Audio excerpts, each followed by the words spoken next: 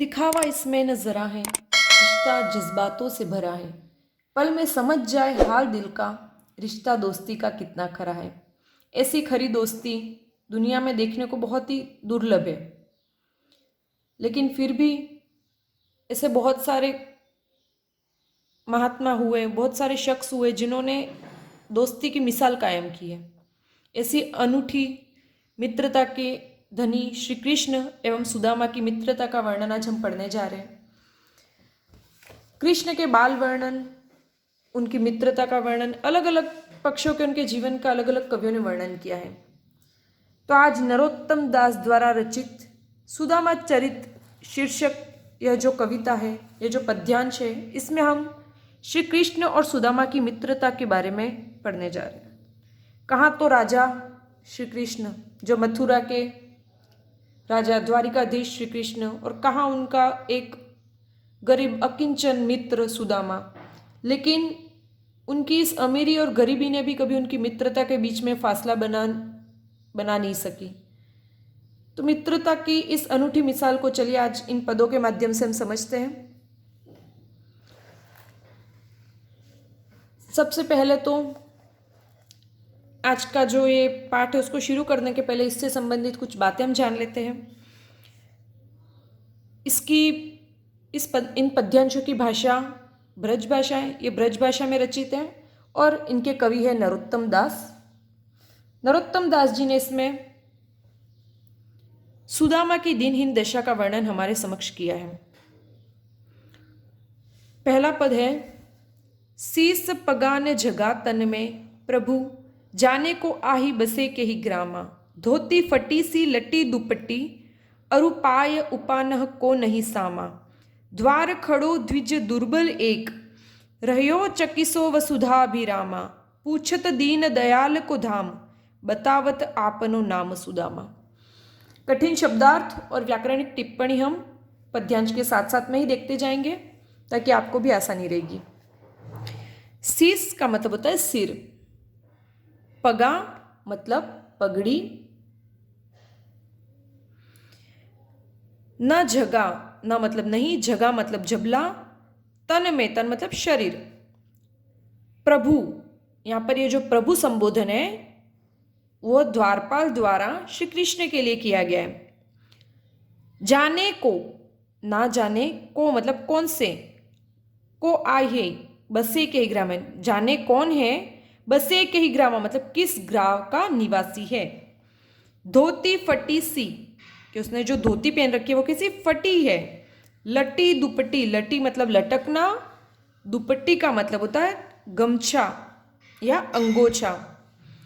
अरु और पाय मतलब पैरों में, उपानह मतलब जूता, को नहीं सामा, सामा मतलब सामर्थ्य नहीं है, इतनी भी उसमें खरीदने की सामर्थ्य नहीं है। द्वार खड़ो, द्वार मतलब दरवाजे पर, खड़ो खड़ा है। द्विज, द्विज जो शब्द है इसके बहुत सारे मायने। द्विज मतलब दो बार जो जन्म लेता है, द्विवारे जायते इति द्विज, मतलब जो इसका दो बार जन्म होता है। तो यह जो शब्द है वो ब्राह्मण, दात, पक्षी और चंद्रमा के लिए प्रयुक्त होता है, लेकिन हमारे इस पद्यांश में द्विज का मतलब है ब्राह्मण। द्वार खड़ो द्विज दुर्बल एक, के द्वार पर एक द्विज मतलब ब्राह्मण, दुर्बल मतलब बहुत ही जो कमजोर है। रह्यो चकिसो वसुधा अभिरामा, रह्यो मतलब रह जाता है, चकिसो मतलब विस्मित, आश्चर्यचकित, चकित। वसुधा कहते पृथ्वी को, और अभिरामा का मतलब होता है सुंदर। पूछत दीन दयाल को धाम, वो क्या पूछ रहा है, दीन दयाल, दीनों पर दया करने वाले मतलब श्री कृष्ण आपका धाम, धाम मतलब पता, आपके घर मतलब आपके महल का पता। बतावत आपनो नाम सुदामा, और अपना परिचय क्या दे रहा है कि वो सुदामा नाम है। आपनो मतलब अपना। तो इस पूरे पद्यांश की भाषा ब्रज भाषा है और बहुत ही सुंदर, बहुत ही आसानी से समझ जाए ऐसी भाषा इसकी। चलिए शुरू करते हैं इसकी व्याख्या। दिनहीन गरीब ब्राह्मण सुदामा की पत्नी के बार बार कहने पर, क्योंकि वो इतने गरीब थे कि उनके पास दो वक्त का खाना भी अपने बच्चों को खिलाने के लायक पैसे नहीं थे, उनकी इस दिनहीन दशा से उनकी पत्नी बहुत ही ज़्यादा परेशान थी। वो रोज़ कहती थी कि भाई तुम्हारे मित्र तो राजा है, तुम जाओ और उनसे मांगोगे तो वो तुमको ज़रूर देंगे। लेकिन हमेशा सुदामा संकोच करके रह जाते थे। लेकिन एक रोज़ सुदामा की पत्नी उन्हें बहुत ही ज़्यादा कहती है कि आज तो आप चले ही जाइए, बच्चों के लिए कुछ खाने के लिए भी नहीं है घर में। तो ऐसी अपनी गरीब स्थिति को देखकर उनको भी अपने बच्चों पर दया आती है और वो सोचते हैं चलो मित्र ही है मेरे कृष्ण, उनके पास जाकर कुछ मांगने में क्या शर्म। तो बहुत ही हिम्मत जुटा करके मथुरा जाते हैं और वो वहाँ जा कर के कृष्ण का पता पूछते हैं। एक द्वारपाल उनको दिखाई देता है, महल के दरवाजे पर जाके वो खड़े रहते हैं। वहाँ पर वो अंदर जाने लगते हैं तो द्वारपाल उनको रोकता है कि भाई तुम कौन हो। तो वो अपना परिचय देते हैं कि भाई मेरा नाम सुदामा है, मैं कृष्ण का मित्र हूँ और मैं उनसे मिलने आया हूँ। तो इसी पूरी चीज की चर्चा जो है वो द्वारपाल जाकर के राजा, जो कि श्री कृष्ण मथुरा के राजा कृष्ण के समक्ष जाकर के कहता है। वो कृष्ण के दरबार में जाता है और द्वारपाल उनको क्या कहता है, वो सुदामा की दीनहीन दशा का वर्णन करता है। कहता है कि हे महाराज प्रभु, हे महाराज, हे प्रभु, द्वार पर एक दीनहीन व्यक्ति आया है जिसके ना तो सिर पर पगड़ी है, ना शरीर पर उसके कोई झबला है, मतलब ना तो उसने कुछ ऊपर अधोवस्त्र धारण कर रखा है, ना ही उसके सिर पर पगड़ी है। नहीं जानते जाने को आही के बसे के ग्रामान, ना पता नहीं कि वो कौन है और ना ही ये पता है कि वो किस ग्राम का निवासी, ग्राम मतलब गांव, कि ना तो ये पता है कि वो कौन व्यक्ति है, ना ही ये पता है कि वो किस गांव का निवासी है। धोती फटी सी लटी दुपट्टी, और उसने जो एक नीचे बस शरीर पर एक धोती पहन रखी है, वो धोती भी बिल्कुल फटी पुरानी, बहुत जर्जर हो चुकी है। और उसके शरीर पर एक गमछा, उसके एक कंधे पर एक गमछा या कह सकते अंगोछा लटक रहा है, वो भी बिल्कुल फटा पुराना है। अरुपाय उपान को नहीं सामा, और उसके पैरों में जूते भी नहीं है। उसको देख करके यही लग रहा है कि उसमें इतना भी सामर्थ्य नहीं है कि वो अपने पैरों में पहनने के लिए जूते खरीद सके। द्वार खड़ो द्विज दुर्बल एक, कि हे महाराजा महल के दरवाजे पर एक द्विज, एक गरीब ब्राह्मण खड़ा है जो बहुत ही कमजोर है, बहुत ही गरीब है। रहयो चकिसो वसुधा अभिरामा, और वो विस्मय आश्चर्यचकित होकर के वसुधा के मथुरा की जो ये सुंदरता है उसको बार बार देख रहा है। हमारे जो मथुरा की भूमि है, हमारी ये धरती है, इस धरती की सुंदरता को आश्चर्यचकित होकर ऐसे देख रहा है मानो उसने कभी इतनी सुंदर जगह कभी देखी ही नहीं हो।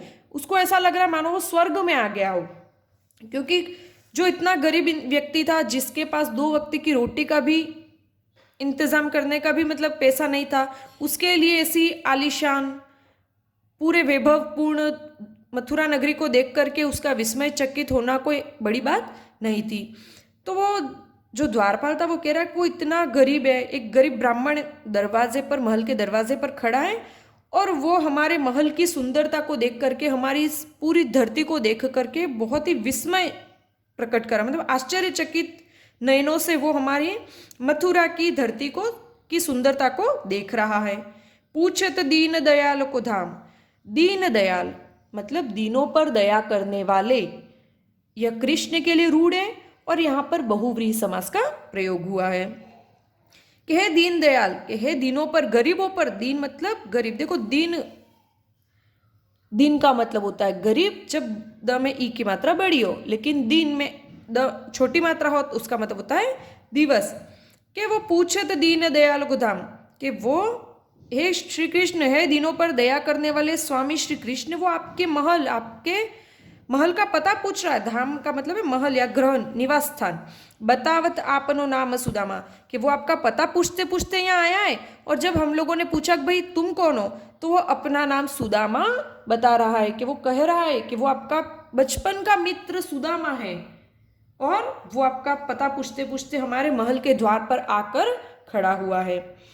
अब जैसे ही सुनते हैं कृष्ण के भाई उनका परम मित्र, उनके बचपन का साथी सुदामा उनसे मिलने आया है, तो वो खुद को रोक नहीं पाते। वो भूल जाते हैं कि वो राजा है, भले वो एक राजा है, लेकिन उनके लिए, उनके स्मृति में उनके बचपन की मित्रता की बातें, वो सुनहरे पल जगमगा उठते हैं।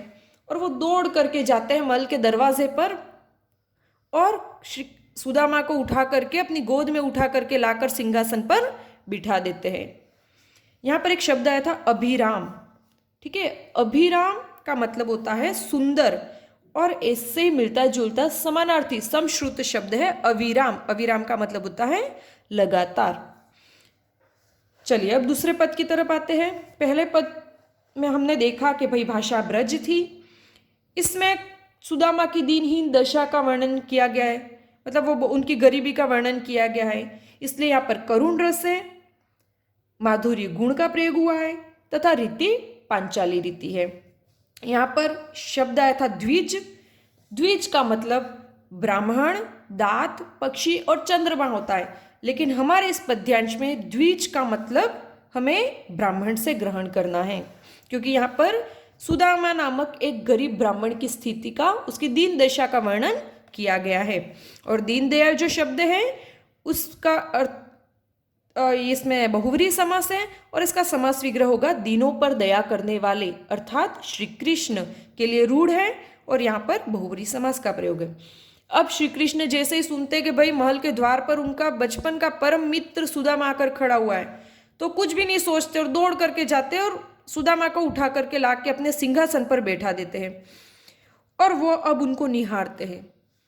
जैसे ही कहते वो, ऐसे बेहाल बिवाइन सो पग कंटक जाल लगे पुनि जोए, हाय महादुख पायो सखा तुम आए इते न किते दिन खोए, देखी सुदामा की दीन दशा करुणा करी के करुणा निधि रोए, पानी परात को हाथ छुयो नहीं नैनन के जल सो पग धोए। अब यहाँ पर वो सुदामा को सिंहासन पर बैठा करके उनको देखते हैं। अभी तक उन्होंने उनको जी भर के देखा भी नहीं था, और जैसे ही उनकी नज़र सुदामा के पैरों की तरफ, उनके शरीर पर जो उन्होंने फटे पुराने कपड़े पहन रखे और वो बिल्कुल कमज़ोर हो चुके, ऐसी दशा देख करके कृष्ण बहुत ही ज़्यादा विह्वल हो जाते, वो बहुत ज़्यादा भावुक हो जाते और वो अपने मित्र से कहते, ऐसे बेहाल बीवाइन सो पग कंटक जाल लगे पुनि जोए। हे मित्र, तुमने अपना क्या हाल बना रखा है। बीवाइन बेहाल मतलब बिल्कुल दुखी, बिल्कुल हाल बुरा हाल। बीवाइन का मतलब होता है फटी हुई एड़िया।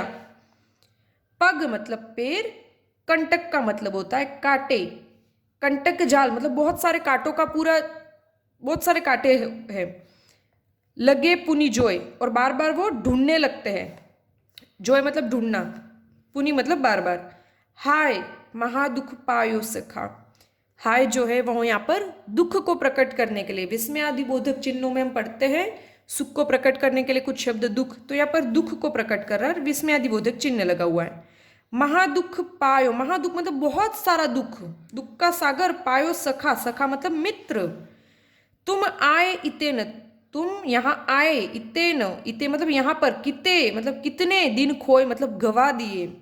देखी सुदामा की दीन दशा, देखी मतलब देख करके, सुदामा की दीन मतलब गरीब, बिल्कुल ऐसी लाचार दशा को देख करके। करुणा, करुणा मतलब दया करके, करुणा निधि रोए, करुणा मतलब दया, निधि मतलब भंडार या सागर, के दया के सागर या दया के भंडार। यहाँ पर ये जो पद है पूरा करुणा निधि वो कृष्ण के लिए आया है।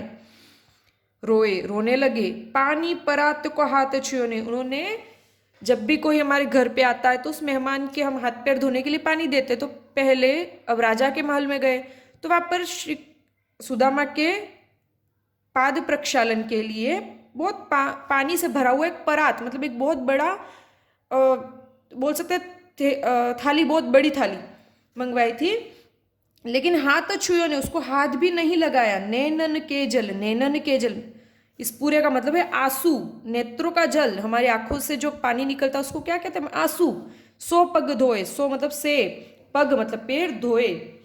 अब यहाँ पर कृष्ण की मित्रता, उनके मित्रता जो थी उनकी आंखों से बरस रही थी, उनके सुदामा के प्रति जो प्रेम भाव था वो सुदामा की दीनहीन दशा को देख करके उनके आंसुओं के रूप में परिवर्तित हो गया।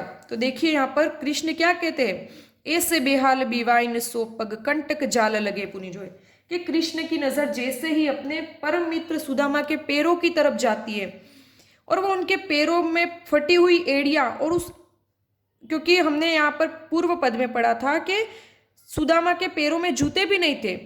अब वो अपनी नगरी से मथुरा तक आते हैं, तो आने के कारण रास्ते में उनके पैरों में बहुत सारे कांटे भी चुभ जाते हैं। अब कृष्ण उन फटी हुई एड़ियों में से एक एक करके कांटे ढूंढ ढूंढ करके निकालते जाते हैं और सुदामा को कह रहे कि हाय महादुख पाए चुका, कि हे मित्र, तुम इतने दुखी थे और फिर भी तुमने यहाँ पर मेरे पास आने में इतना समय क्यों व्यर्थ कर दिया। देखी सुदामा की दीन दशा, कि सुदामा की ऐसी दीनहीन दयनीय दशा देख करके करुणा निधि रो, करुणा करके, दया करके, करुणा के सागर, दया के भंडार श्री कृष्ण रोने लगे और उन्होंने सुदामा के पाद प्रक्षालन मतलब उनके पैर धोने के लिए जो परात में पानी मंगवाया था, उस पानी को तो हाथ तक नहीं लगाया। और उन कृष्ण के आंखों में जो सुदामा के प्रति प्रेम था, सुदामा की जो दयनीय स्थिति थी, उसको देख करके कृष्ण के आंखों से जो आंसू बह रहे थे, उन आंसुओं से ही वो सुदामा के पैर उन्होंने धो दिए। क्योंकि अभी इस स्थिति में सुदामा सिंहासन पर बैठे हुए हैं और उनके पैरों में बैठ करके कृष्ण उनके बीवाई मतलब उनके पैरों में जो फटी हुई एड़ियां है, उन एड़ियों से ढूंढ ढूंढ करके एक एक वो कांटा निकाल रहे, और वो झुके हुए, उनका सिर झुका हुआ है, जिसके कारण वो जैसे ही रो रहे तो उनके आंखों से निकलने वाले आंसू सुदामा के पैरों पर गिर रहे और उन्होंने इन आंसुओं से ही सुदामा के पैर धो दिए। इसमें अतिशयोक्ति अलंकार का प्रयोग किया गया है। अतिशयोक्ति मतलब जहां पर किसी बात को बहुत ही ज्यादा बड़ा चढ़ाकर वर्णन किया जाए, वहां पर अतिशयोक्ति अलंकार होता है। एक बार पुनश्च इसका देखते हैं हम। ऐसे बेहाल बीवाइन सो पग कंटक जाल लगे पुनि जोए, कि श्री कृष्ण अपने मित्र सुदामा की दयनीय दशा को देखते हैं और वो उनके पैरों की तरफ जब उनकी नजर जाती है तो फटे हुए एड़ियों के बीच में कांटों का पूरा जाल लगा हुआ था और उन कांटों को वो एक एक कर के ढूंढने लगते हैं और उनको सुदामा के पैरों से निकालने लगते हैं और सुदामा से शिकायत भरे स्वर में वो कहते हैं कि हे मित्र, तुमने इतना दर्द देखा, तुम इतने दुखी थे, फिर भी तुम आए इतने कितने दिन खोए, कि तुमने यहाँ आने में इतने दिन क्यों व्यर्थ कर दिए, क्यों खो दिए, कि इतने दिन क्यों गवा दिए मेरे पास आने में। देखिए सुदामा की दीन दशा, के सुदामा की इतनी दयनीय दशा देख करके करुणा के सागर, करुणा के भंडार, दया के भंडार सुदामा पर दया करके रोने लगे और उन्होंने सुदामा के पैरों को धोने के लिए जो परात मंगवाई थी, पानी से भरा हुआ जो परात मंगवाया था, उसको तो छुआ भी नहीं और कृष्ण ने अपने नेत्रों से बहने वाले आंसुओं से ही सुदामा के पैर धो दिए। यहाँ पर इस पूरे पद में करुण रस का बहुत ही सुंदर वर्णन किया गया है। नरोत्तम दास जी ने करुण रस के माध्यम से यहाँ पर कृष्ण और सुदामा की अटूट मित्रता का हमारे समक्ष वर्णन किया है कि कैसे दर्द तो एक मित्र को हो रहा है। सुदामा ने इतना दर्द देखा, उनके पैरों में कांटे थे, लेकिन जब वो कांटे एक एक करके चुन रहे कृष्ण, तो आंसू कृष्ण के आंखों से बह रहे। यहाँ पर बहुत ही सुंदर ढंग से कृष्ण और सुदामा की मित्रता का वर्णन किया गया है कि असल मैत्री तो यही होती है कि जहाँ पर दर्द एक मित्र को होता है और मतलब किसी मित्र को चोट लगती है तो दर्द किसी और मित्र को होता है। और यहाँ पर माधुर्य रस है, बहुत ही आसानी से इन पंक्तियों को पढ़कर हमें अर्थ ग्रहण हो रहा है और पांचाली रीति का प्रयोग किया गया। आगे देखते हैं। अब कृष्ण के महल में सुदामा की बहुत ही ज़्यादा आवाभगत होती है, बहुत ही अच्छे ढंग से उनको रखा जाता है, बहुत मान सम्मान दिए जाते हैं, सभी दास दासी सुदामा की सेवा में लगा दिए जाते हैं। वो कुछ दिन रुकते हैं। अब कृष्ण और सुदामा बचपन की बहुत सारी बातें याद करते हैं और बातों ही बातों में एक दिन कृष्ण के दिमाग में आता है कि भाई सुदामा यहाँ आए तो खाली हाथ तो आए नहीं होंगे, भाभी ने अवश्य कुछ भेजा होगा। अब वो पूछते हैं कि भाई भाभी कैसी है, बच्चे कैसे, तो उनको इन सारी बातों में याद आता है कि मित्र तुम यहाँ आए हो तो खाली हाथ तो आए नहीं होगे, ज़रूर मेरी भाभी ने मेरे लिए कुछ भेजा ही होगा। तो उसका वर्णन हमारे अगले पद में है। कछु भाभी हमको दियो सो तुम काहे न देत, चापी पोटरी काख में रहे कहो केहू हेतु। अब कृष्ण कहते हैं कि भाई तुम यहाँ पे आए हो तो हमारे लिए कछु मतलब कुछ भाभी मतलब सुदामा की पत्नी हमको दियो, कि भाभी ने तुम यहाँ आए तो कुछ न कुछ भाभी ने हमारे लिए जरूर ही उपहार स्वरूप भिजवाया होगा। सो तुम काहे न देते हो, सो मतलब वह चीज तुम काहे मतलब क्यों न देत मतलब दे रहे हो। चापी पोटरी काख में, चापी मतलब छिपाना, पोटरी मतलब जब से सुदामा आए तब से कृष्ण देख रहे कि वो अपने बगल में कुछ एक पोटली छिपाए हुए हैं, तो उस पोटली की तरफ इशारा करके कृष्ण कह रहे कि चापी मतलब छिपाए रखे, पोटरी मतलब पोटरी पोटली, काख में मतलब बगल में, रहे कहो के ही हेतु कि किस कारण से तुमने वो बगल में जो तुम आए हो तब से एक बगल में जो तुमने पोटली छिपा रखी है वो किस कारण से छिपा रखी है।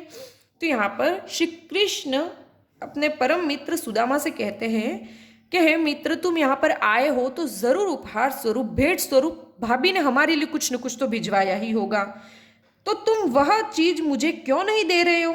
और मैं देख रहा हूं तुम जब से आए हो तब से तुमने अपनी काख में अपनी बगल में एक पोटली छुपा रखी है, तो तुम किस कारण से वो पोटली अपनी बगल में छिपा रहे हो, अर्थात उस पोटली में जरूर भाभी ने कुछ न कुछ हमारे लिए भिजवाया है, तो तुम क्यों नहीं हमको दे देते हो। इसके आगे हम कल पढ़ेंगे। इसी पूरे इन पदों से संबंधित कुछ प्रश्न